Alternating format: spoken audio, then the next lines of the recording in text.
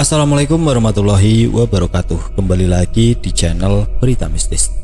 Untuk kisah kali ini ada sebuah cerita yang diambil dari Facebook dari tulisannya akun yang bernama Red Huset.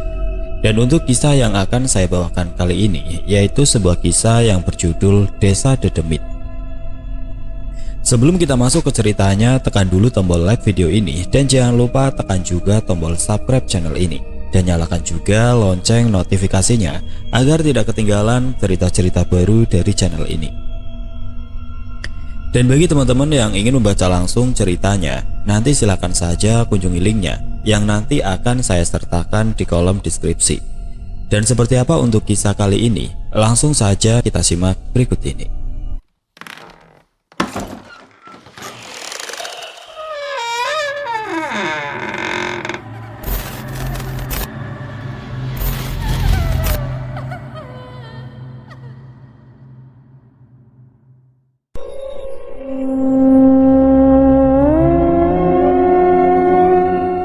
Setelah cerita setan Gantarawang selesai, kali ini saya akan menceritakan sebuah kisah mengenai Desa Dedemit. Kisah ini berlatar belakang jauh sebelum keluarga Pak Kawan menempati rumah di tengah hutan. Dahulu kala, konon katanya desa ini pernah mengalami kejadian dalam 1 minggu, bisa 3 nyawa melayang. Saya menceritakan tidak jauh-jauh, melainkan masih di desa saya sendiri. Disebut Desa Dedemit karena waktu itu penduduknya tidak terlalu banyak. Kurang lebih ada 15 penduduk atau rumah dan kondisinya masih hutan belantara, belum jadi desa. Rumah-rumah para penduduk masih di tengah hutan dan berjauhan. Keluarga saya sendiri pernah menempati rumah di tengah hutan, namun pada waktu itu saya masih kecil. Saya juga pernah mengalami di mana setiap 1 minggu sekali, kurang lebih ada 1-2 orang meregang nyawa dengan kurun waktu selama 1 bulan. Tidak tahu pasti kematiannya, ada yang sakit, sehat, tua, muda. Dan alhamdulillahnya saya masih diberi umur sampai sekarang, sehingga bisa menceritakan kejadian-kejadian yang di luar nalar manusia. Saya menceritakan kisah ini berdasarkan cerita orang tua dahulu, termasuk orang tua saya sendiri. Dalam cerita kali ini, sebagai cerita pembuka, saya akan menceritakan mengenai keluarga saya terlebih dahulu. Sekitar tahun 1986, kedua orang tua saya dikaruniai anak perempuan dan diberi nama Omelia, anak pertama. Dalam proses melahirkan, banyak sekali hambatan-hambatan atau kejadian yang ibu saya alami. Bukan hanya ibu saya, melainkan dukun beranak pun mengalami hal yang sama, di mana dalam mengeluarkan si jabang bayi ini membutuhkan waktu 7 jam, yang menyebabkan ibu saya hampir kehilangan nyawanya. Sekitar pukul 22.15 malam, ibu saya sudah merasakan nyeri dan segera minta tolong ayah saya untuk memanggil dukun beranak, sebut saja Mbak Kulsum, karena sebentar lagi ibu saya akan melahirkan. Ayah saya pun segera berjalan menuju rumah Mbak Kulsum, melewati jalan setapak dengan dikelilingi pepohonan. Sebenarnya ayah saya merasa khawatir karena meninggalkan istrinya sendirian, apalagi kondisinya sudah larut malam. Tapi mau bagaimana lagi, karena kondisi jalanan yang sangat gelap sehingga menyebabkan ayah saya harus meraba-raba. Menempuh perjalanan yang cukup jauh, akhirnya sampailah ayah saya di rumah Mbak Kulsum. Segera ayah saya langsung mengutarakan maksud dan tujuannya. Tidak perlu lama-lama, Mbak Kulsum segera menyiapkan peralatan yang dibutuhkan dan segera menuju rumah saya. Mbak Kulsum sendiri khawatir, takut terjadi sesuatu karena ibu saya sendirian di rumah. Sesampainya di rumah saya, untungnya tidak terjadi sesuatu kepada ibu saya. Mereka berdua merasa lega, karena dulu pernah ada kejadian yang menyerupai sosok dukun beranak. Awal kisahnya sama seperti ibu saya yang hendak melahirkan. Suaminya segera memanggil dukun beranak. Tidak begitu lama, dukun beranak itu datang, tapi tanpa sang suami. Istrinya yang hendak melahirkan ini merasa janggal dan ditanyakan keberadaan suaminya. Namun dukun beranak tersebut tidak memberi jawaban. Karena dirasa sudah tidak tahan, si wanita ini langsung menyuruh dukun tersebut untuk segera membantu proses persalinannya. Singkat cerita, setelah jabang bayi ini keluar, si dukun tersebut langsung menjilati darah yang ada di sekujur tubuh bayi tersebut Bukan hanya di sekujur tubuh bayi saja, darah-darah yang berceceran pun dijilatinya. Singkat cerita, tiba-tiba dukun yang dibawa suaminya datang. Ketika membuka pintu, mereka berdua kaget melihat sudah ada dukun yang datang terlebih dahulu. Jelas hal itu membuat mereka bertanya-tanya. Ketika sedang menjilati darah, ia merasa keberadaannya sudah diketahui. Ia pun langsung berlari dan lompat lewat jendela. Sudah dicari kemana-mana, namun dukun tersebut tidak ditemukan jejaknya. Mereka berdua pun akhirnya menyadari bahwa dukun yang mereka lihat tadi bukanlah manusia, melainkan iblis. Dan untungnya mereka datang tepat waktu. Jika telat, mungkin si jabang bayi tersebut akan dibawa.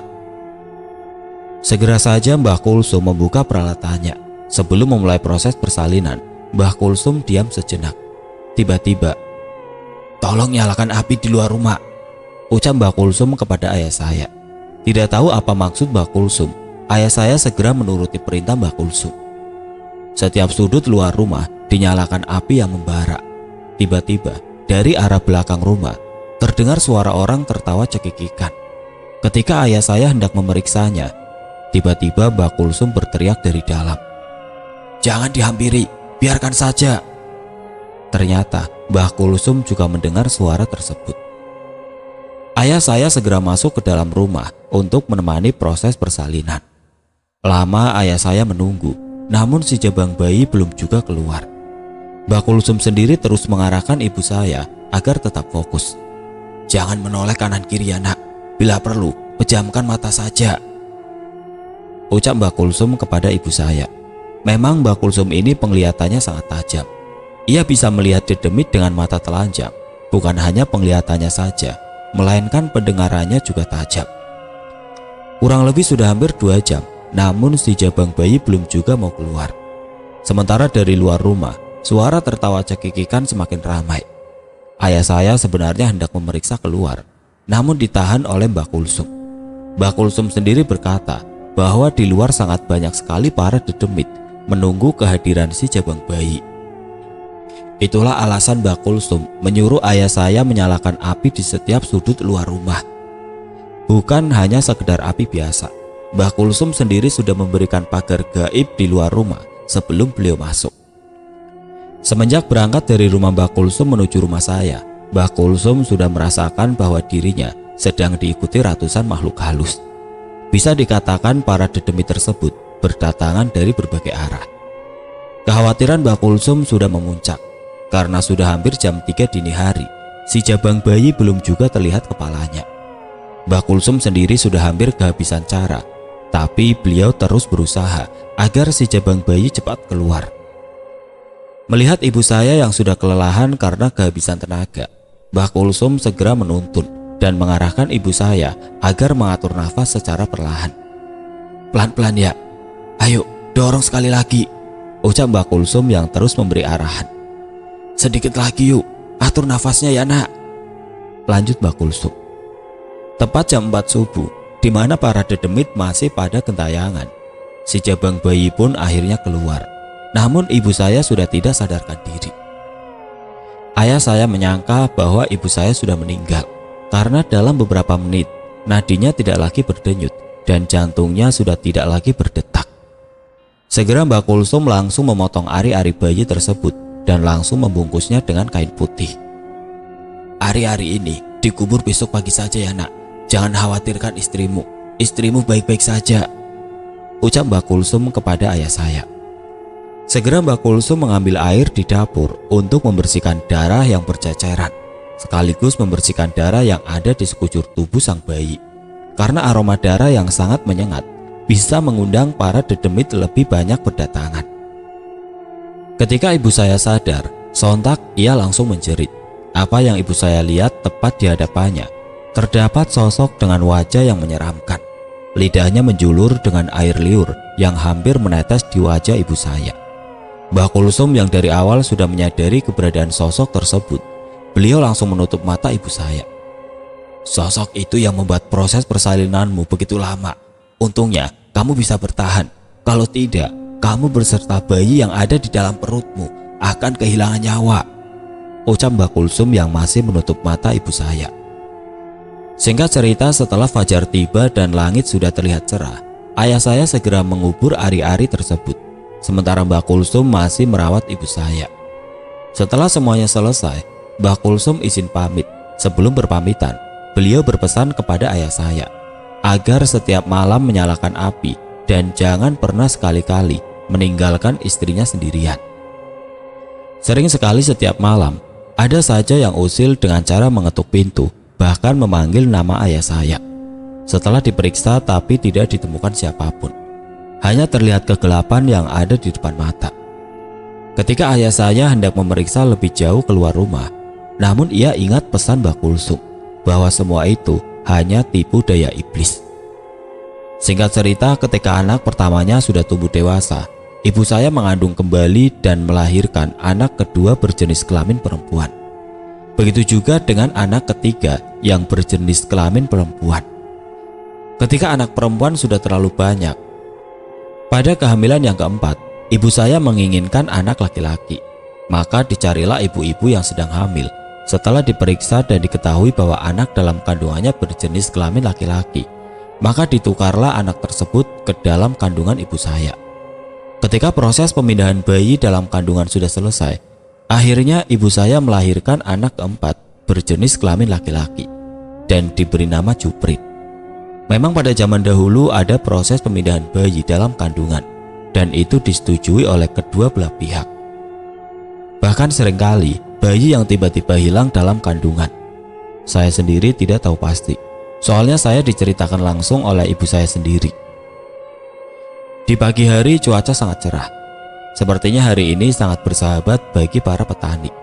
Seperti biasa, ayah saya berangkat pergi ke kebun untuk melihat tanaman-tanaman yang sudah waktunya panen.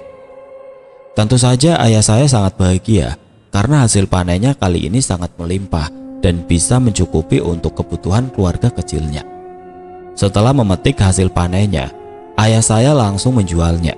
Ia pun berangkat melewati jalanan setapak serta bertebing. Perlu ekstra hati-hati melewati jalanan tersebut, serta membutuhkan waktu yang cukup lama. Setelah menjualnya, ayah saya langsung pulang, karena di rumah istrinya sendirian, apalagi ia mempunyai bayi. Tidak terasa, selama di perjalanan langit sudah mulai gelap. Sepertinya malam sebentar lagi tiba. Ayah saya buru-buru mempercepat langkah kakinya. Melihat langit yang sudah gelap, perasaan ayah saya semakin was-was. Ia menoleh ke kiri dan ke kanan, bulu kuduknya semakin berdiri. Sepertinya para dedemit sudah mulai berkeliaran. Perasaannya sudah tidak karuan, dan dengan bersamaan ia dikagetkan oleh sesuatu. Brak! Ternyata dahan yang sudah kering jatuh tepat di hadapan ayah saya. Walaupun hanya dahan, jelas hal itu membuat jantung ayah saya hampir copot. Belum juga ia mengambil nafas, dari kejauhan ia mendengar sesuatu. Seperti ada rombongan yang sedang menggotong mayit. La ilaha illallah, la ilaha illallah, la ilaha illallah. Terdengar samar-samar di telinga ayah saya. Penasaran, ayah saya pun mengikuti arah suara tersebut. Benar saja, dari kejauhan ia melihat rombongan sedang menggotong keranda. Siapa yang meninggal? Perasaan tidak ada orang yang meninggal. Lagi pula kenapa dikuburnya mendadak begini? Ucap ayah saya bertanya-tanya dalam hati. Setelah diperhatikan dengan seksama, seperti ada yang aneh. Dari pakaiannya yang serba hitam dan pandangannya menunduk ke bawah, sepertinya rombongan tersebut bukan menuju ke arah pemakaman, melainkan menuju ke hutan belantara di mana tidak ada seorang pun yang berani melewati hutan tersebut. Jelas saja hal itu membuat ayah saya semakin bertanya-tanya. Siapa mereka? Dan apa tujuan mereka menggotong keranda menuju hutan? Batin ayah saya yang semakin penasaran. Tanpa ayah saya sadari, rombongan tersebut sedang menatap ke arah tempat ayah saya bersembunyi. Suara yang tadinya ramai tiba-tiba hening. Dek, dek, dek. Detak jantung ayah saya sudah tidak karuan. Terlebih-lebih ketika ia melihat sorot mata dari rombongan yang menatapnya dengan tatapan yang sangat tajam. Seolah-olah mereka sudah mengetahui keberadaan ayah saya. Ayah saya hanya bisa diam. Keringatnya mulai bercucuran. Ia hanya bisa berdoa dalam hati memohon keselamatan. Ngapain di sini? Kamu gak lihat hari sudah gelap? istrimu di rumah sendirian?" Ayah saya dikagetkan dengan suara seseorang yang menepuk pundaknya dari arah belakang. Ternyata dia adalah Pak Tarno, tetangga ayah saya. Pak Tarno, bikin saya kaget saja," ucap ayah saya. Lalu ayah saya menjelaskan kepada Pak Tarno bahwa dirinya melihat ada rombongan yang menggotong keranda. Pak Tarno hanya tersenyum tipis. Ia menyangka bahwa ayah saya ini sedang ngigau. "Di mana ada rombongan membawa mayit, sedangkan hari sudah menjelang malam. Orang-orang juga mikirlah, ngapain gotong mayit malam-malam begini, apalagi ini hutan," ucap Pak Tarno seolah-olah tidak percaya. Setelah dilihat kembali dan benar saja rombongan tersebut sudah menghilang. Hal itu membuat ayah saya tambah penasaran. "Lah, terus Bapak dari mana? Tiba-tiba ada di sini?" tanya ayah saya. "Tidak dari mana-mana. Saya hanya kebetulan lewat dan melihat ada kamu di sini," jawab Pak Tarno. Kemudian mereka berdua pulang. Ayah saya berada di depan, sedangkan Pak Tarno berada di belakang ayah saya. Dalam perjalanan mereka berdua berbincang-bincang. Bukit-bukit sudah mereka lewati. Tidak terasa sudah hampir sampai ke rumah. "Pak Tarno, sebentar lagi kita sampai. Saya berterima kasih kepada Bapak karena sudah nemenin saya," ucap ayah saya. Namun dari arah belakang, Pak Tarno tidak memberi jawaban. Hening, bahkan dari langkah kaki Pak Tarno pun tidak terdengar. Hal itu membuat ayah saya penasaran sekaligus curiga. Ia pun menoleh ke belakang dan benar saja Pak Tarno sudah tidak ada di belakangnya. "Terus yang tadi berbincang-bincang sama saya siapa?" batin ayah saya. Ayah saya lalu melangkahkan kakinya kembali dan berniat akan menanyakan hal ini kepada Pak Tarno nantinya setelah sampai di rumah. Sekitar pukul 20.30 malam, ayah saya sampai di rumah. Sebelum masuk, ia membersihkan kaki terlebih dahulu. "Assalamualaikum, Dek, buka pintunya," ucap ayah saya. "Waalaikumsalam." Ibu saya membukakan pintu mempersilahkan suaminya masuk. Kemudian ayah saya segera mandi agar badannya terasa segar. Air yang mengguyur tubuh ayah saya dinginnya sampai menembus tulang. Selesai mandi, ayah saya langsung memakai handuk. Ketika ia sedang mengeringkan badannya, terdengar suara burung lok-lok, atau sebutan di desa kami, karena suaranya terdengar lok-lok yang artinya makan telan. Jika terdengar suara burung lok-lok, maka orang-orang di desa akan menjawab, "Silahkan makan yang ada di hutan." Tandanya di desa tersebut akan ada orang yang meninggal dan burung itu hanya terdengar di malam hari. Meski hanya suara burung, sudah membuat ayah saya merinding. Ayah saya buru-buru mengeringkan badannya, lalu ia bergegas masuk ke rumah. Segera ia ganti baju, lalu menunaikan sholat Isya. Setelah selesai sholat, ayah saya berniat hendak pergi ke rumah Pak Tarno. Ia pun pamitan kepada istrinya. Ia berpesan agar tidak membuka pintu sebelum dirinya pulang. Lalu, ayah saya berangkat menuju rumah Pak Tarno. Hanya berbekal obor yang ia bawa sebagai pencahayaan, ia melewati jalan setapak. Kurang lebih setengah jam ayah saya sampai di rumah Pak Tarno. Mendengar suara ketukan dari luar, Pak Tarno segera membukakan pintu dan mempersilahkan ayah saya masuk. "Weh Pak, tumben malam-malam begini bertamu ke rumah saya," ucap Pak Tarno mempersilahkan ayah saya duduk. "Lah ini cuma ingin ngobrol-ngobrol saja, soalnya jenuh di rumah." Kemudian Pak Tarno membuatkan kopi dan menyuguhkannya kepada ayah saya. Sepertinya istri Pak Tarno sudah tidur terlebih dahulu. Hal itu membuat mereka berdua merasa leluasa berbincang-bincang lebih larut. Karena asiknya ngobrol, tidak terasa waktu sudah menunjukkan pukul 21.30 malam. Ayah saya sendiri hampir lupa dengan maksudnya yang hendak menanyakan kejadian waktu pulang tadi. "Pak, aduh hampir saja saya lupa. Bapak tadi dari mana? Terus waktu kita pulang, kok Bapak menghilang? Tiba-tiba udah di rumah saja," tanya ayah saya yang dari tadi penasaran. Mendengar pertanyaan ayah saya, Pak Tarno merasa bingung. Perasaan dari pagi sampai sore, ia tidak kemana-mana. "Loh Pak, saya tidak kemana-mana kok. Saya dari pagi di rumah terus," jawab Pak Tarno kebingungan. Ayah saya semakin bertambah bingung. Padahal tadi sore sampai menjelang malam, ia bersama Pak Tarno. Bahkan Pak Tarno sempat mengantar ayah saya pulang. Di sela-sela kebingungan, ayah saya bertanya kembali untuk memastikan. "Apa benar Bapak tidak kemana-mana? Tidak ketemu saya di jalan waktu arah pulang?" tanya ayah saya. "Benar Pak, ketemu di jalan mana?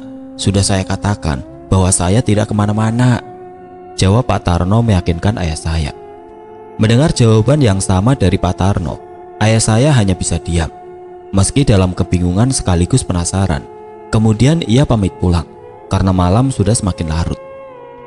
"Ya sudah kalau begitu Pak, saya izin pamit ya, istri di rumah sendirian," ucap ayah saya. Ayah saya pun melangkahkan kakinya dari rumah Pak Tarno. Belum jauh ia melangkah, ayah saya kemudian menoleh ke belakang dan melihat Pak Tarno sedang menatap dirinya. Dari tatapan Pak Tarno, ayah saya merasa ada yang ganjil. Tatapannya datar, kemudian Pak Tarno tersenyum menyeringai. Hal itu membuat ayah saya semakin bergidik ngeri. Ia buru-buru melangkahkan kakinya agar cepat sampai ke rumah. Sesampainya di rumah, ia langsung berbaring di samping istrinya. Matanya tidak bisa terpejam. Pikirannya masih terbayang-bayang mengenai Pak Tarno. Tiba-tiba, tok tok tok, terdengar suara pintu diketuk. "Siapa?" ucap ayah saya dari dalam kamar. "Saya Tarno," terdengar suara Pak Tarno di luar rumah. Kemudian ayah saya membukakan pintu dan benar saja Pak Tarno malam-malam berkunjung ke rumah ayah saya. Ayah saya semakin heran, padahal belum lama dirinya pulang dari rumah Pak Tarno. "Loh Pak, Bapak sama siapa? Sudah larut malam begini kok keluyuran. Apa Bapak tidak takut?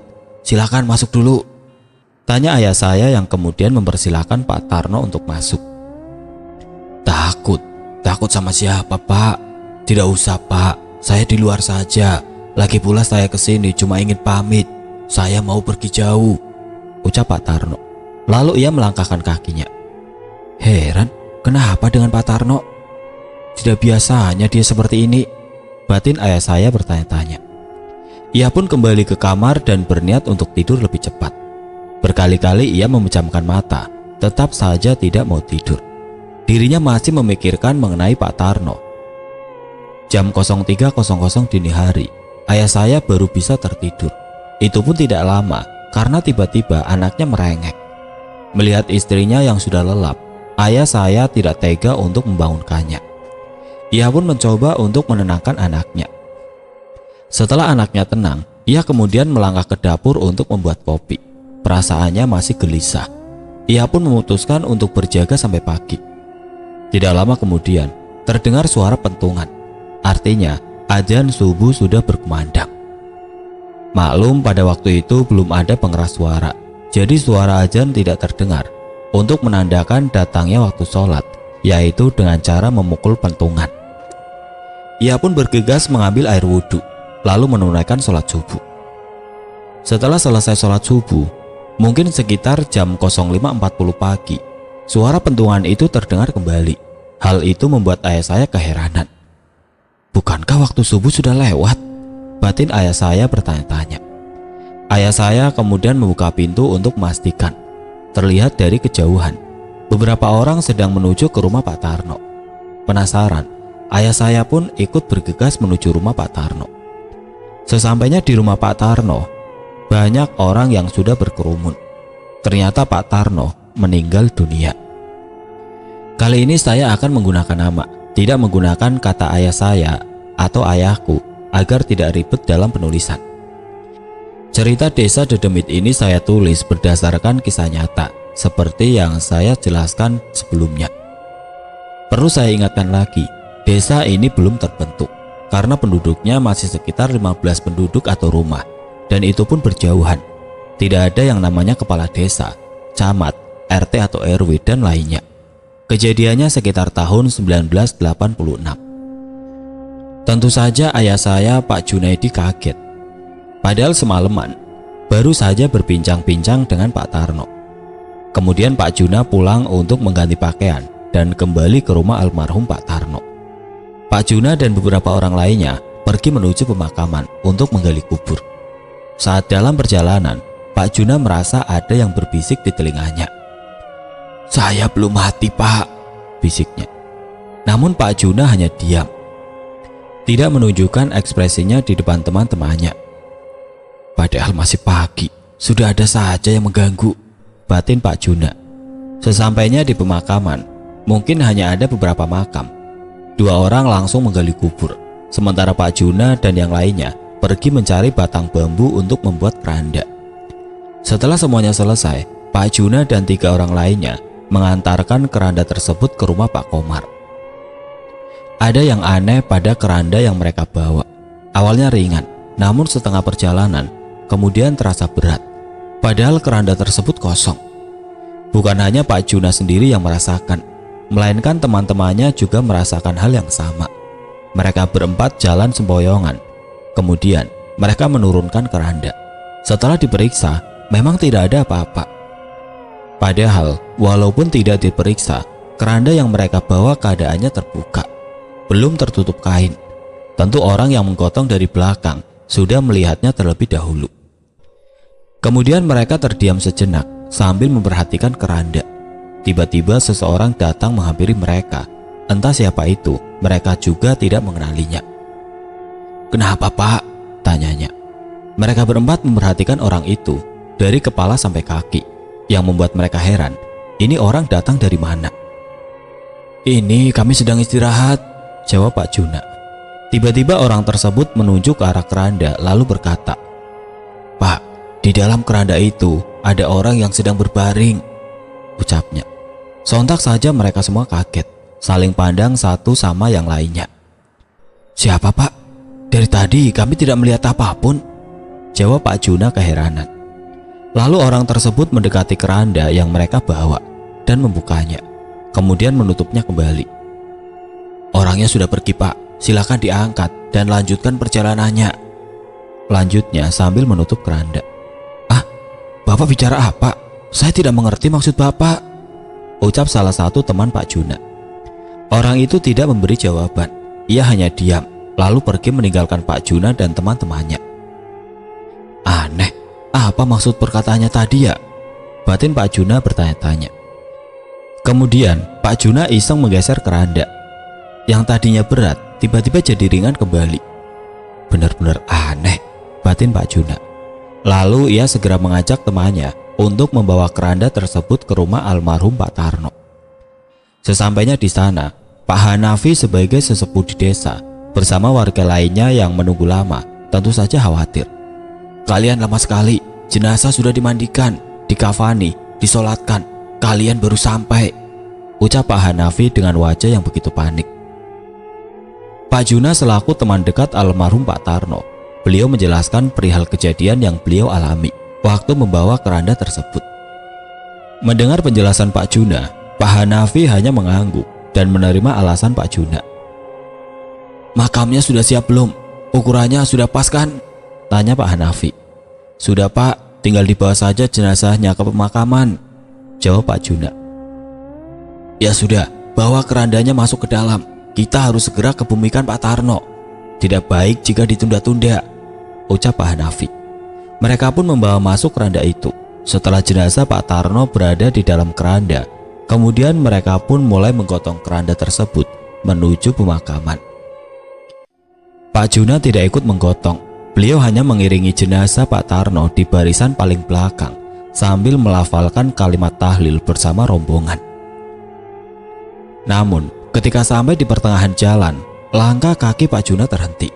Beliau merasakan keanehan ketika melihat rombongan tersebut berpakaian serba hitam. Padahal semenjak berangkat dari rumah almarhum, mereka menggunakan pakaian bebas. "Ini penglihatan saya yang salah atau," batin Pak Juna. Pikirannya mulai berhalusinasi. Pemandangan yang Pak Juna lihat benar-benar mirip dengan yang dilihatnya waktu kemarin sore. Satu rombongan dengan pakaian yang serba hitam membawa jenazah menuju pemakaman. Lalu tanpa Pak Juna sadari, rombongan tersebut tengah menatap ke arah dirinya. Mengingat hal itu membuat Pak Juna bergidik ngeri. Tanpa beliau sadari, rupanya beliau sudah tertinggal jauh oleh rombongan yang membawa jenazah Pak Tarno. Dan benar saja, ternyata Pak Juna sedang berhalusinasi. "Astagfirullahaladzim," ucap Pak Juna, yang baru sadar bahwa dirinya sudah tertinggal jauh. Pak Juna segera berlari mengejar rombongan. Beliau sempat menoleh ke arah belakang dan melihat Pak Tarno tengah berdiri menatap ke arahnya. Setelah sampai di pemakaman, warga segera menurunkan keranda. Sebelum dikebumikan, Pak Hanafi selaku sesepuh, beliau turun ke liang lahat terlebih dahulu, lalu disusul oleh 2 orang lainnya. Namun, ketika hendak menurunkan jenazah Pak Tarno ke dalam liang lahat, di sini keanehan pun terjadi. Panjang ukuran liang lahat yang seharusnya pas, tiba-tiba memendek kurang lebih 7 cm. Tentu saja warga yang melihat keheranan. Terlebih-lebih dengan Pak Hanafi. Beliau hanya menggelengkan kepala. Dosa apa yang sudah diperbuat oleh Pak Tarno? Batin Pak Hanafi bertanya-tanya. Siapa yang ditugaskan untuk gali kubur? Tanya Pak Hanafi. Saya, Pak, jawab salah satu warga. Apa benar sudah sesuai ukuran? Tanya Pak Hanafi ke petugas gali kubur. Sudah benar, Pak, bahkan kami melebihkan ukuran panjangnya, Pak, jawabnya kemudian.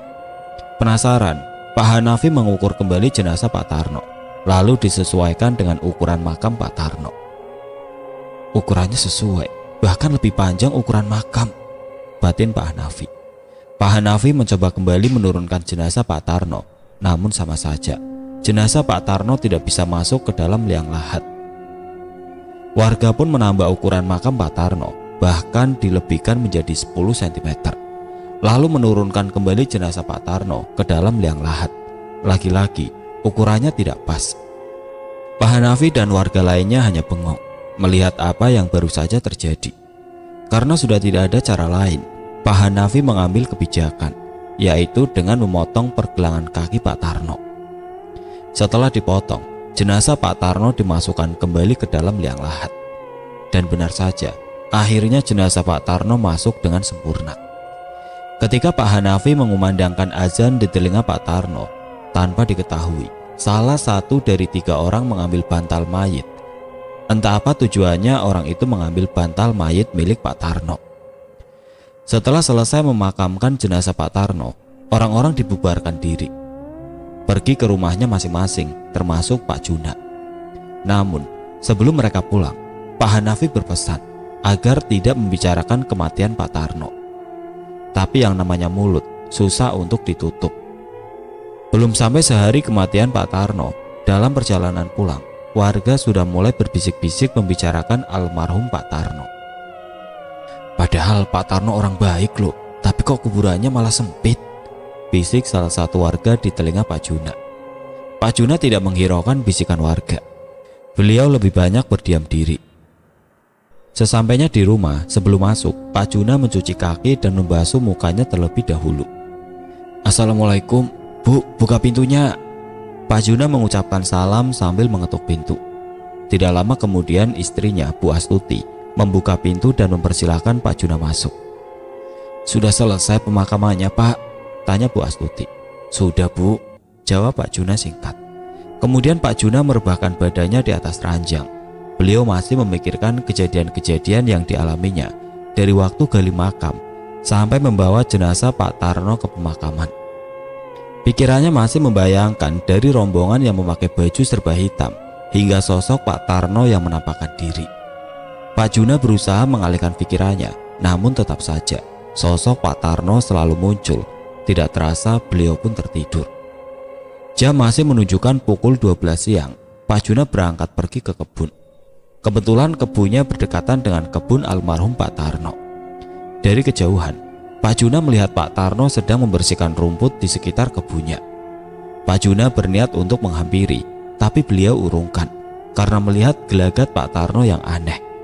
Pak Juna kemudian melangkah lebih dekat supaya penglihatannya jelas apa yang sebenarnya Pak Tarno lakukan. Rupanya Pak Tarno sedang memindahkan patok perbatasan kebun. Tentu saja Pak Juna kaget. Mungkin Pak Tarno sudah berkali-kali memindahkan patok tersebut. Hanya saja tidak ada yang mengetahui. Bahkan si pemilik kebun tidak mengetahuinya. Pantas saja kuburan Pak Tarno sempit. Rupanya kelakuan beliau semasa hidupnya begini, batin Pak Juna, tanpa beliau sadari kalau Pak Tarno sudah meninggal. Semakin lama Pak Juna perhatikan, rupanya Pak Tarno memindahkan patok tersebut semakin jauh. bukan hanya memindahkan patok kebun tetangga saja, melainkan patok kebun Pak Juna sudah dipindahkannya terlebih dahulu. Pak Juna berniat hendak menegur, namun Pak Juna baru sadar bahwa tadi pagi beliau baru saja mengubur jenazah Pak Tarno. Sontak saja Pak Juna kaget. Terlebih-lebih ketika Pak Juna melihat Pak Tarno tengah menatap ke arah dirinya dengan sorot mata yang tajam, lalu tersenyum menyeringai. Pak Juna langsung berteriak. Ia pun berlari sekencang mungkin. Namun dalam pelariannya, ia hanya lari di tempat. "Tolong, tolong, tolong!" teriak Pak Juna sambil menggebrak-gebrak ranjang. Bu Astuti yang mendengar suaminya minta tolong, ia segera menghampiri, lalu membangunkan suaminya yang tengah tertidur. Pak, bangun! Bapak kenapa teriak-teriak minta tolong?" tanya Bu Astuti yang membangunkan suaminya. "Astagfirullahaladzim," ucap Pak Juna dengan nafas yang masih ngos-ngosan. "Tidak apa-apa, Bu," lanjutnya yang masih menghela nafas. Rupanya Pak Juna baru saja mimpi buruk mengenai Pak Tarno. Dalam mimpinya benar-benar seperti nyata. Bu Astuti segera mengambil air minum, lalu menyuguhkannya kepada Pak Juna. "Bapak kenapa toh? Tidur sambil teriak-teriak?" tanya Bu Astuti. Pak Juna masih menghela nafas. Mimpinya kali ini seolah-olah mengungkap misteri di balik kematian Pak Tarno. "Tidak apa-apa, Bu. Sekarang jam berapa?" tanya Pak Juna. "Sudah sore, Pak. Bapak tidur sampai lupa waktu," jawab Bu Astuti. Pak Juna segera mengambil handuk lalu bergegas mandi.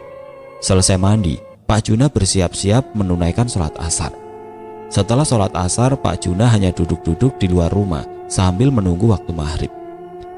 Sementara Bu Astuti, ia menyiapkan makan untuk makan malam nanti. Malamnya, seseorang yang tengah mengambil bantal mayit, sebut saja Sukadi, didatangi sosok almarhum Pak Tarno. Namun sosoknya berupa pocong. Orang-orang di desa menganggap bahwa itu adalah pocong Pak Tarno. Awal kejadian, ketika Pak Sukadi hendak menimba air di sumur tidak jauh dari belakang rumah, mungkin hanya beberapa meter. Sudah menjadi kebiasaan Pak Sukadi mengambil air malam-malam. Hal itu ia lakukan untuk persiapan memasak esok pagi, agar istrinya tidak repot bolak-balik menuju sumur. Hembusan angin malam yang menembus kulit membuat Pak Sukadi kedinginan. Rasanya malam ini suasana begitu sunyi. Tampaknya Pak Sukadi biasa saja. Krak! Terdengar gesekan pohon bambu. Suara-suara gesekan bambu sudah seringkali terdengar di telinga Pak Sukadi. Bukan kali ini saja, melainkan setiap malam. Awalnya Pak Sukadi biasa saja, tidak begitu menghiraukan. Namun semakin ia memasang pendengarannya, ternyata ada suara yang lain. Perasaan Pak Sukadi mulai tidak karuan. Bulu kuduknya tiba-tiba berdiri. Dari pohon bambu, Pak Sukadi melihat sesosok yang tengah berdiri. Pak Sukadi buru-buru menimba air, lalu mengisinya ke dalam dirijen. Setelah dirijen terisi penuh, ia pun langsung membawa dirijen tersebut ke dalam rumah. Ketika Pak Sukadi berbalik arah dan siap membawa dirijen yang sudah diisi air, tiba-tiba di hadapan Pak Sukadi sudah ada yang berdiri, yaitu sesosok pocong dengan kepala menunduk ke arah Pak Sukadi. Badan Pak Sukadi mulai gemetar. Pak Sukadi hanya berdiri mematung melihat pemandangan di hadapannya. Sementara pocong itu semakin mendekat, bahkan hampir menyentuh badan Pak Sukadi. Pak Hanafi yang baru pulang memancing kebetulan lewat belakang rumah Pak Sukadi. Lalu Pak Hanafi melihat Pak Sukadi yang sedang berdiri. Penasaran, Pak Hanafi pun menghampiri Pak Sukadi. "Pak, ngapain berdiri malam-malam begini?" ucap Pak Hanafi. Namun Pak Sukadi diam saja. Mulutnya seperti terkunci. Pandangannya terus mengarah ke depan. Pak, kok bengong aja?" Pak Hanafi menegurnya sekali lagi. "Pak," teriak Pak Hanafi sambil mendorong tubuh Pak Sukadi. Tubuh Pak Sukadi pun terjatuh. Begitu juga dengan dirijen yang ia bawa. Pocong!" teriak Pak Sukadi sambil menunjuk Pak Hanafi. "Pocong apa? Ini saya Hanafi. Jangan ngelantur kalau bicara," bentak Pak Hanafi. "Sumpah Pak, tadi ada pocong di hadapan saya," ucap Pak Sukadi dengan raut wajah yang begitu takut. Kemudian Pak Hanafi membawa Pak Sukadi masuk ke dalam rumah. Lalu Pak Hanafi menceritakan kejadian yang dialaminya waktu memancing. Sekitar jam 23.14 malam, waktu Pak Hanafi berangkat ke sungai, Kebetulan jalannya melewati kebun Pak Tarno. Beliau melihat ada seseorang yang tengah berdiri. Perawakannya mirip seperti Pak Tarno. Karena suasana malam hari begitu gelap, pandangan Pak Hanafi tidak begitu jelas. Kemudian Pak Hanafi menghampiri orang tersebut. Ternyata memang benar dia adalah Pak Tarno. Tentu saja Pak Hanafi langsung menegur. "Loh, Pak Tarno, ngapain malam-malam masih di kebun?" tanya Pak Hanafi. Pak Tarno hanya terdiam membelakangi Pak Hanafi. Kemudian ia menjawab dengan badan yang masih membelakangi Pak Hanafi. "Ini Pak, saya sedang memeriksa patok perbatasan. Takutnya ada orang jahil yang memindahkan patok," jawab Pak Tarno. "Pak, ini sudah malam. Lagian siapa juga yang mau memindahkan patok perbatasan? Orang-orang juga takut Pak, nanti kuburannya sempit." Pak Hanafi tidak menyadari ucapan yang baru saja dilontarkan. "Iya Pak, seperti kuburan saya, sempit," ucap Pak Tarno. Pak Hanafi terdiam sesaat, mencerna ucapan Pak Tarno. "Kuburan siapa Pak?" tanya Pak Hanafi. "Kuburan saya," jawab Pak Tarno. Sontak Pak Hanafi kaget. Ia baru menyadari bahwa Pak Tarno tadi pagi baru saja meninggal. Melihat orang yang ada di hadapannya, Pak Hanafi hanya bisa menelan ludah. Pak Hanafi sendiri bingung, kenapa dirinya bisa ada di kebun almarhum Pak Tarno. "Mohon maaf Pak Tarno, saya izin pamit ya," ucap Pak Hanafi dengan tubuh gemetar. "Mau kemana?" tanya Pak Tarno. Perlahan Pak Hanafi melepas sendalnya dan bersiap untuk berlari. "Pulang!" teriak Pak Hanafi yang langsung berlari tunggang langgang meninggalkan pancingnya. Mendengar penuturan Pak Hanafi membuat Pak Sukadi semakin merinding. Ia khawatir sosok Pak Tarno menghantui dirinya lagi. "Pak, sudah larut malam nih.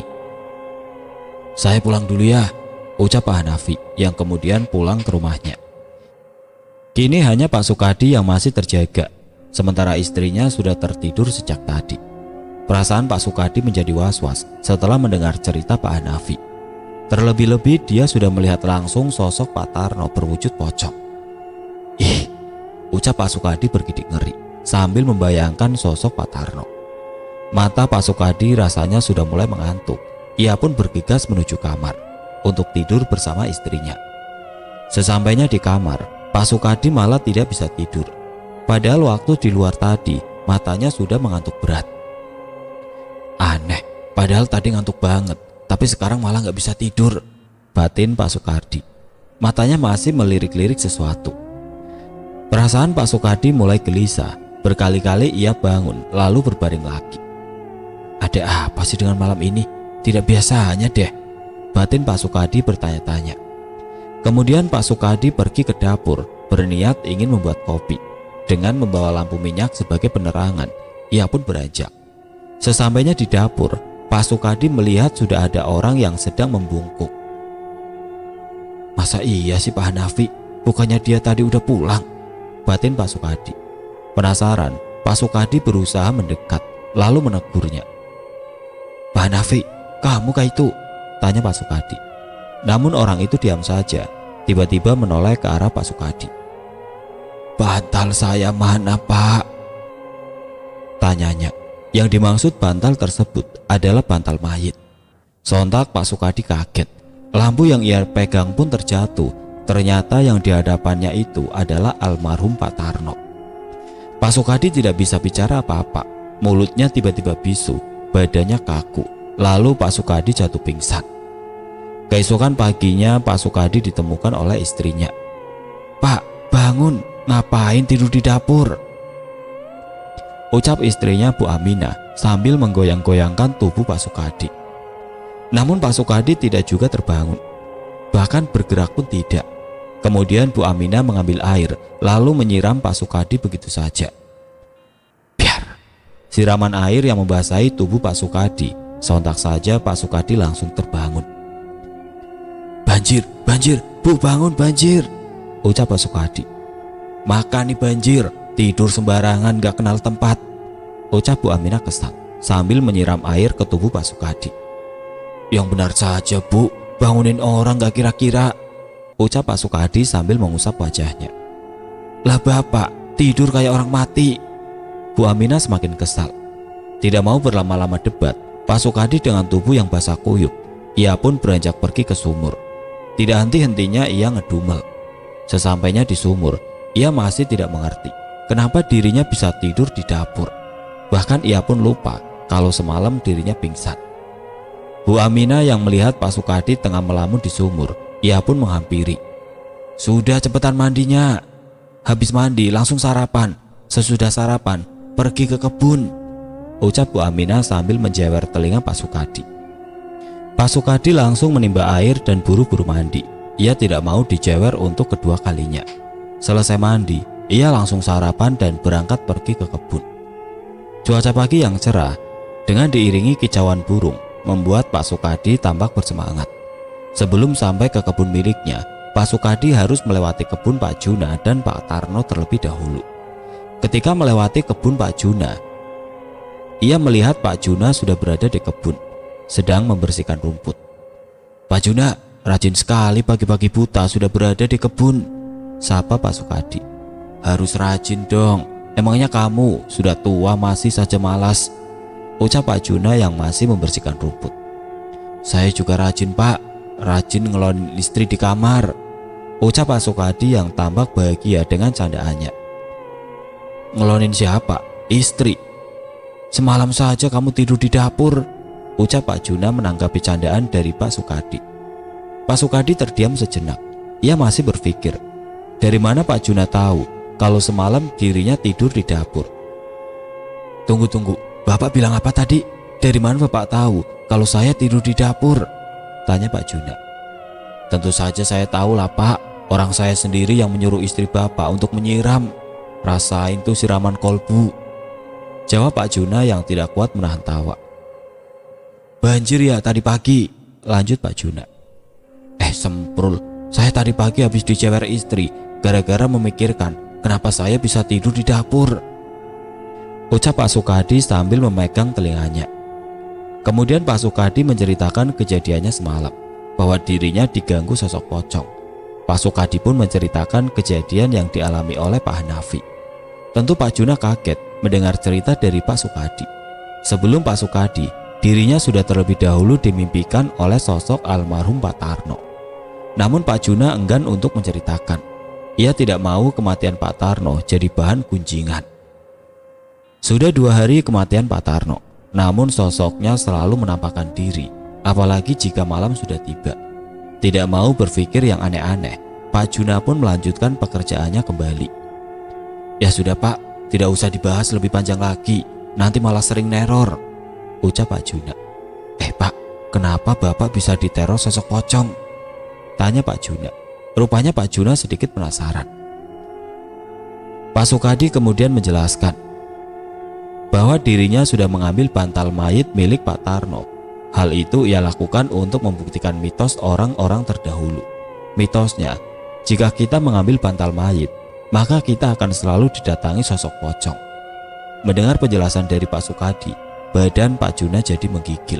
Ia tidak mengerti kenapa Pak Sukadi bisa senekat itu. "Pak, Bapak sudah tua, ngapain masih mainan kayak gitu? Pakai ambil bantal mayit segala," ucap Pak Juna. "Nanti malam kembalikan Pak, jangan cari gara-gara," lanjutnya. Pak Sukadi hanya terdiam. Sebenarnya ia takut jika harus pergi ke pemakaman sendirian. "Bisa antar saya tidak Pak?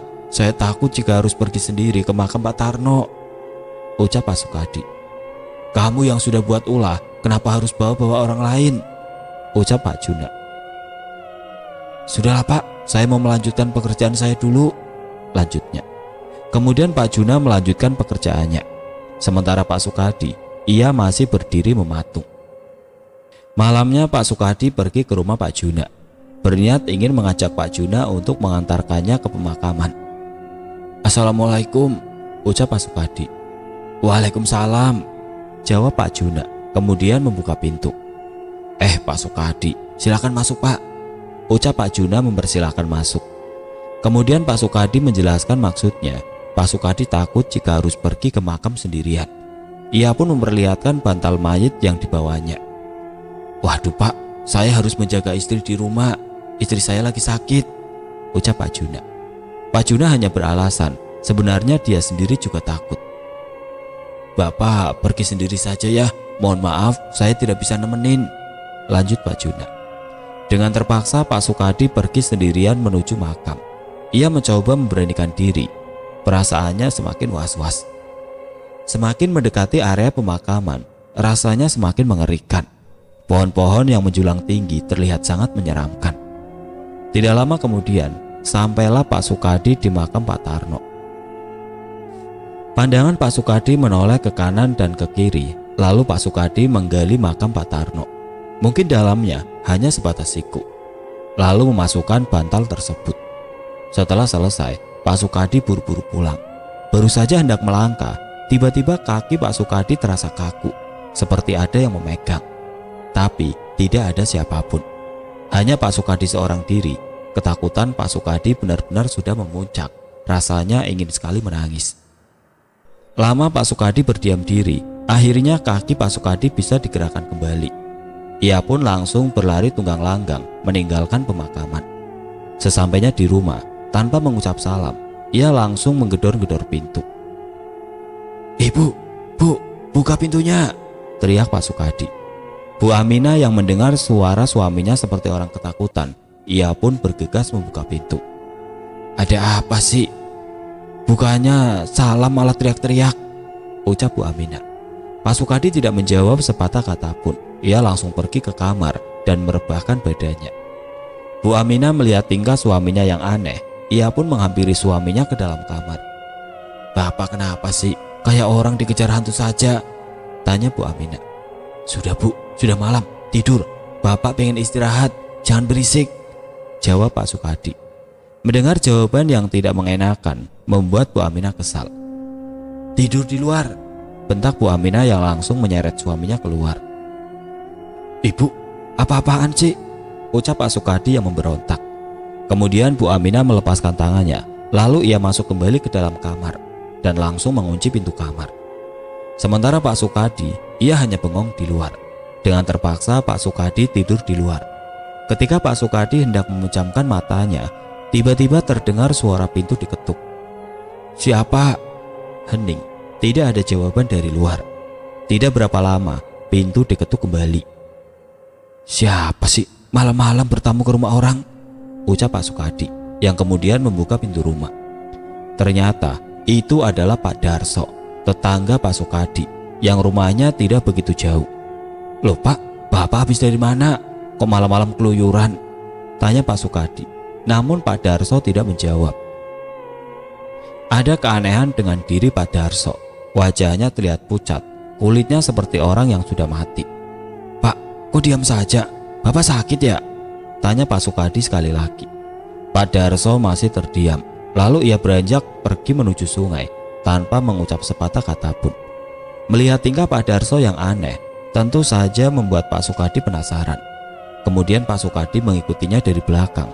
Semakin jauh Pak Sukadi mengikuti, rupanya Pak Darso menuju pohon besar di dekat sungai. "Aneh, ngapain Pak Darso malam-malam ke sungai?" batin Pak Sukadi bertanya-tanya. Waktu maghrib Pak Darso sudah menemui Pak Juna terlebih dahulu. Bahkan sempat berbincang-bincang dengan Pak Juna. Namun dari obrolan Pak Darso, ada ucapan yang terdengar aneh di telinga Pak Juna. "Besok pagi nanti, orang-orang akan ramai berkerumun di pohon besar dekat sungai," ucap Pak Darso. Pak Juna terdiam sesaat. Ia tidak mengerti apa maksud ucapan Pak Darso. Tidak lama kemudian, Pak Darso pamit pulang. Setelah Pak Darso pulang, datanglah Pak Sukadi minta diantar ke pemakaman. Pak Sukadi masih memandang Pak Darso dari kejauhan. Tiba-tiba Pak Darso menoleh ke belakang, lalu menatap ke arah Pak Sukadi dengan senyum yang mengerikan. Melihat ekspresi Pak Darso membuat Pak Sukadi merinding. Ia buru-buru ambil langkah 1000, berlari meninggalkan Pak Darso begitu saja. Rumput-rumput liar yang menghalangi jalanan membuat badan Pak Sukadi gatal-gatal, nafasnya terasa ngos-ngosan. Sesampainya di rumah, Pak Sukadi langsung mencuci kaki dan segera berbaring di ruang tamu. Meski badannya masih terasa gatal, Pak Sukadi memaksa untuk tidur lebih cepat. Ia tidak mau membayangkan sosok Pak Darso. Belum sempat memejamkan mata, tiba-tiba pintu rumah diketuk kembali. "Ah, ganggu orang mau tidur saja," ucap Pak Sukadi sedikit kesal. "Siapa sih?" lanjutnya. Namun ketika pintu dibuka, tidak ada siapapun. Pak Sukadi menutupnya kembali dan langsung merebahkan badannya. Tidak berapa lama, Pak Sukadi sudah tertidur lelap. Keesokan paginya, ramai orang berkerumun di pohon dekat sungai. Namun Pak Sukadi masih tetap ngorok. Bu Aminah yang melihat suaminya tengah tertidur, ia pun segera membangunkannya. "Bapak, bangun, udah jam berapa ini?" ucap Bu Aminah yang membangunkan suaminya. "Ada apa sih Bu? Malam-malam begini ganggu orang tidur saja." Rupanya Pak Sukadi sedang mengigau. "Ah, lihat keluar Pak." Bu Aminah langsung menyeret suaminya keluar rumah. "Pak, orang-orang pada heboh tuh di sungai. Katanya ada orang yang gantung diri," lanjut Bu Aminah. Sontak Pak Sukadi langsung terbangun. Ia langsung berlari menuju sungai tanpa membasuh wajahnya terlebih dahulu. Sesampainya di sungai, ramai orang-orang berkerumun. Penasaran, Pak Sukadi mulai mendekat lalu bertanya kepada salah seorang. "Ada apa Pak? Kok ramai sekali?" tanya Pak Sukadi. "Itu Pak, ada orang gantung diri di atas pohon," jawab seseorang yang masih warga sekitar. Pak Sukadi melihat ke arah pohon. Alangkah kagetnya ketika ia tahu bahwa yang gantung diri adalah Pak Darso. Pak Sukadi tidak menyangka, padahal semalam Pak Darso baru saja bertamu ke rumahnya. Baru 3 hari kematian Pak Tarno, kini sudah ada lagi yang mati, dan kematiannya juga terasa ganjil. Pak Sukadi merasa heran bagaimana caranya Pak Darso memanjat pohon, sedangkan pohonnya sangat besar, tidak bisa dipeluk oleh 2 orang. "Pak Sukadi, kok malah bengong? Cepat bantuin!" teriak Pak Hanafi. Ternyata Pak Hanafi sudah lebih dulu berada di tempat kejadian, dan Pak Hanafi juga yang pertama menemukan Pak Darso gantung diri. Awalnya ketika Pak Hanafi sedang mandi, sekalian mengambil air di sungai, 2 dirijen sudah ia bawa dan langsung menuju ke sungai. Ketika sampai di sungai, tepat di bawah pohon besar, Pak Hanafi merasa ada air yang menetes di kepalanya. Pak Hanafi hanya mengira bahwa itu adalah tetesan embun. Namun, air itu menetes kembali. Penasaran, Pak Hanafi meraba kepalanya.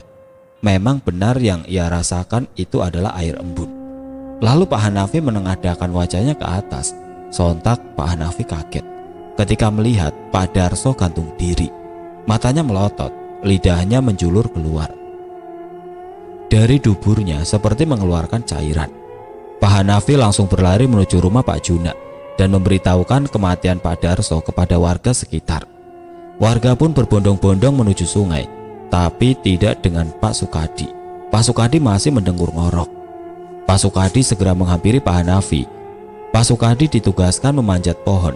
Awalnya Pak Sukadi menolak. Karena Pak Hanafi terus mendesak, ia pun terpaksa memanjat pohon. 1 pijakan, 2 pijakan, dan baru beberapa pijakan, kaki dan tangan Pak Sukadi sudah tidak kuat.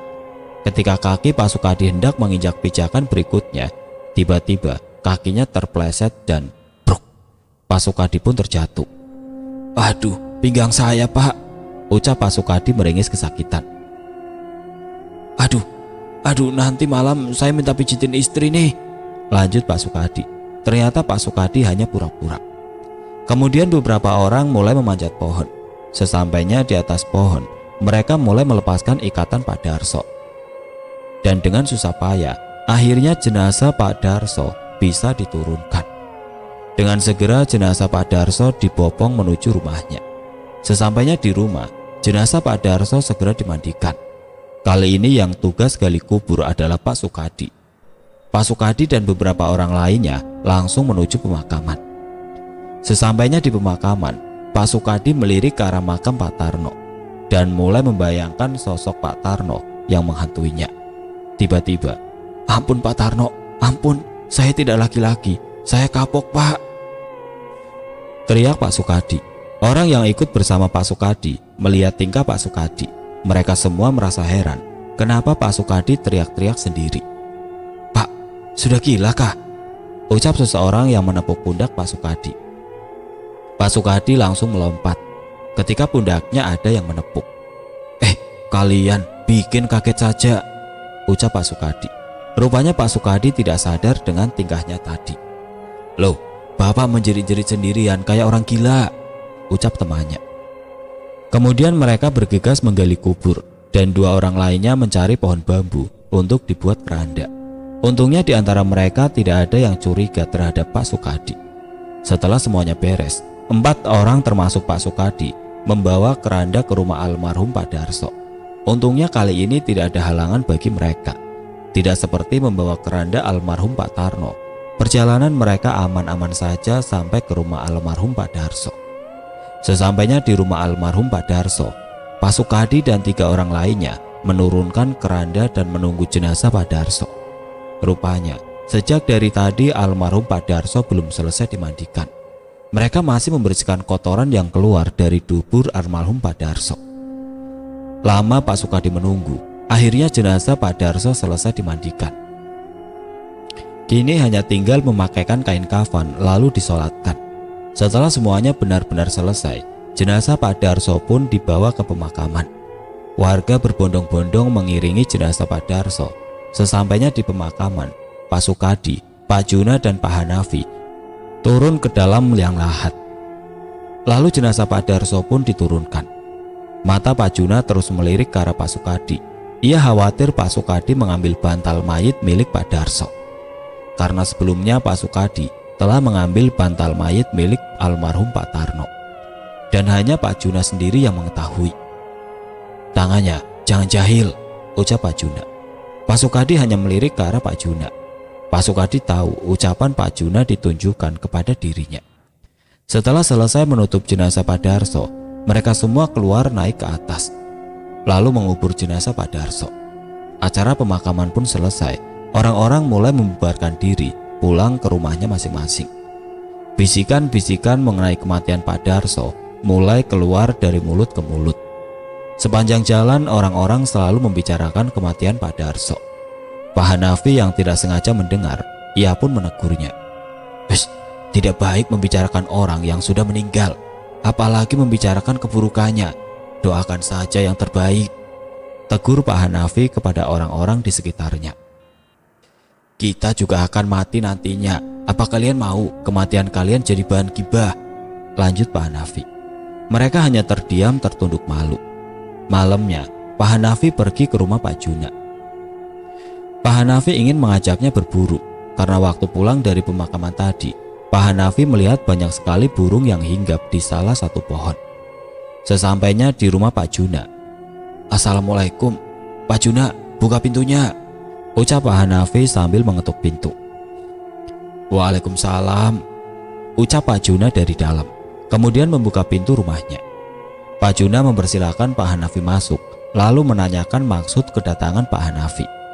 Kemudian Pak Hanafi mengutarakan maksud kedatangannya. Mendengar penuturan dari Pak Hanafi, Pak Juna menyetujui ajakan Pak Hanafi.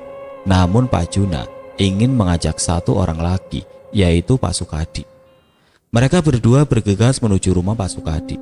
Akan tetapi ketika mereka sampai di rumah Pak Sukadi, ternyata Pak Sukadi sudah lebih dulu pergi berburu. "Wah, kurang ajar si Sukadi. Awas saja kalau ketemu dedemit, gak akan saya tolongin," gerutu Pak Hanafi. Pak Hanafi dan Pak Juna segera bergegas menyusul Pak Sukadi. Sesampainya di tempat tujuan, dan benar saja, dari kejauhan Pak Hanafi melihat Pak Sukadi sedang berdiri. Lalu mereka berdua menghampiri Pak Sukadi, berniat ingin memarahinya. Namun setelah mereka perhatikan, tidak ada pergerakan dari tubuh Pak Sukadi. Perasaan Pak Hanafi sudah tidak karuan, bulu kuduknya mulai berdiri. Begitu juga dengan Pak Juna. Mereka khawatir yang di hadapannya itu bukan Pak Sukadi. "Pak Juna, sepertinya ada yang aneh dengan orang yang ada di hadapan kita. Itu Pak Sukadi bukan ya?" tanya Pak Hanafi. Pak Juna hanya menggelengkan kepala. Tiba-tiba tidak jauh dari mereka terdengar suara cekikikan. "Pak, suara siapa itu?" tanya Pak Hanafi. "Tidak tahu Pak," jawab Pak Juna. "Pak, kita pulang yuk. Perasaan saya mulai tidak enak," ajak Pak Hanafi. Tanpa aba-aba, Pak Juna langsung berlari meninggalkan Pak Hanafi. "Pak, tunggu!" teriak Pak Hanafi yang kemudian berlari mengejar Pak Juna. Melihat Pak Hanafi dan Pak Juna berlari tunggang langgang, Pak Sukadi tertawa puas. Dirinya berhasil menakut-nakuti mereka berdua. Sebenarnya, Pak Sukadi sengaja menaruh orang-orangan sawah di tengah jalan. Lalu Pak Sukadi sembunyi di balik pohon dan tertawa cekikikan. Setelah Pak Juna dan Pak Hanafi tidak terlihat, kemudian Pak Sukadi keluar dari persembunyiannya. Ia mengambil orang-orangan sawah lalu membuangnya. Pak Sukadi segera berburu. Ia pun masuk ke dalam rerumputan liar. Ia mencari sarang burung puyuh. Dalam perburuannya, Pak Sukadi tidak henti-hentinya tertawa. Namun tidak berapa lama, dari arah belakang Pak Sukadi seperti ada orang yang tertawa lirih. Pak Sukadi menyangka itu adalah Pak Hanafi yang mencoba menakutinya. "Sudahlah Pak, saya tidak takut," ucap Pak Sukadi yang terus mencari sarang burung. Semakin lama, suara tertawa itu terdengar menyeramkan. Pak Sukadi mulai merasa ketakutan. Tiba-tiba suara tertawa itu berhenti. Hening, tidak ada suara apapun. Ketika Pak Sukadi berbalik badan, tepat di hadapannya sudah ada yang berdiri. Wajahnya pucat, matanya melotot, serta lidahnya menjulur keluar. Pak Sukadi hanya bisa melongo, keringatnya mulai bercucuran. Pak Sukadi tidak bisa berkata apa-apa, mulutnya seperti terkunci. Apa yang ada di hadapannya benar-benar sudah membuat seluruh tubuh Pak Sukadi mati rasa. Tidak lama kemudian, Pak Sukadi pun jatuh pingsan. Keesokan paginya, Pak Sukadi ditemukan oleh Pak Juna. Pak Juna sengaja pergi untuk memeriksa karena Pak Juna penasaran dengan sosok yang ditemuinya semalam. Hanya saja karena Pak Hanafi mengajaknya pulang, Pak Juna lebih dulu meninggalkan Pak Hanafi. Benar saja, ternyata sosok itu adalah orang-orangan sawah. Pak Juna merasa geram karena dirinya sudah dikerjai oleh seseorang. Setelah Pak Juna tahu bahwa itu orang-orangan sawah, ia pun segera bergegas pulang. Namun dari kejauhan, Pak Juna melihat seperti ada mayat yang tergeletak. Pak Juna pun menghampiri mayat tersebut. Rupanya itu adalah Pak Sukadi. Semalaman Pak Sukadi pingsan sampai pagi hari. "Ternyata dia yang sudah ngerjain saya semalam," ucap Pak Juna. Pak Juna mengambil orang-orangan sawah lalu dihadapkan dengan Pak Sukadi. Kemudian Pak Juna membangunkan Pak Sukadi dengan suara lirih. "Pak, bangun," ucap Pak Juna. Namun Pak Sukadi tidak mau bangun. Pak Juna kemudian menempelkan mulutnya di telinga Pak Sukadi dan teriak sekeras mungkin. "Pak, bangun!" teriak Pak Juna dan langsung bersembunyi. Sontak Pak Sukadi langsung terbangun. Ia mengusap-ngusap matanya dan menoleh kanan kiri. Setelah benar-benar sadar, ia melihat orang-orangan sawah tepat di hadapannya. Pak Sukadi langsung teriak histeris. Seketika itu juga Pak Sukadi jatuh pingsan. Baru saja Pak Sukadi sadar, kini sudah pingsan kembali. Hal itu membuat Pak Juna kebingungan. Karena tidak mau repot, Pak Juna meninggalkan Pak Sukadi sendirian. Menjelang sore, Pak Sukadi ditemukan oleh Pak Hanafi. Untungnya Pak Hanafi tidak mengerjain Pak Sukadi. Setelah Pak Sukadi bangun, Pak Hanafi segera membawanya pulang. Dalam perjalanan, Pak Sukadi bercerita bahwa semalam dirinya yang sudah menakut-nakuti mereka berdua, dan Pak Sukadi meminta maaf kepada Pak Hanafi. Sesampainya di rumah, Pak Sukadi langsung kena omel oleh istrinya karena tidak pulang 1 malam 1 hari. Semenjak kejadian itu, Pak Sukadi tidak lagi jahil. Ia lebih banyak mengerjakan pekerjaan yang bermanfaat.